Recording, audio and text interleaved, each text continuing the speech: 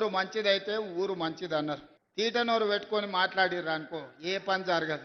నిన్న మన ఒకటి జూబ్లీహిల్స్లో రిలీజిండు తీట నోరు వేసుకొని. జూబ్లీహిల్స్ ఉప ఎన్నికల రెఫరెండం రేవంత్ రెడ్డి సంగతి తేలుస్తామని.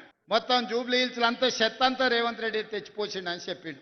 ఇల్లు తిరిగిండు, అందరు కడుపులో తలకాయ పెట్టిండు, కాళ్ళకు దండం పెట్టిండు. ఇక ఆయన మూతబరి మాటలు చూసిరు. ఈయన తీట అనగాలంటే ఈయన బండకేసి కొట్టాలని గెలిపించుడే కాదు 25,000 మెజారిటీ ఇచ్చి బండకేసి కొట్టి బొంద పెట్టారు జూబ్లీహిల్స్లో. మరి రెఫరెండం అన్నాడు సిగ్గు లేకుంటే ఒక నెలనని ఇంట్లో వండుకోవాలి కదా. మళ్ళీ లేచి మళ్ళీ రోడ్ల మీద తిరుగుతూనే ఉన్నాడు, మళ్ళీ అబద్ధాలు చెప్తూనే ఉన్నాడు. మళ్ళీ ఈసారి సర్పంచ్ ఎన్నికలలో ఎట్లా కొడతారో అయ్యా మీ ఇష్టమే. మా అక్కలు సలాకి కాల్చి వాత పెడతారో లేకపోతే మా పిల్లలు కోదండం వేసి కొడతారో నాకు తెలియదు, కానీ వాళ్ళను సలాకి కాల్చి వాత పెట్టుర్రి. 2023 అసెంబ్లీలో అధికారం పోయింది. 2024 పార్లమెంటులో గుండుసున్న వచ్చింది.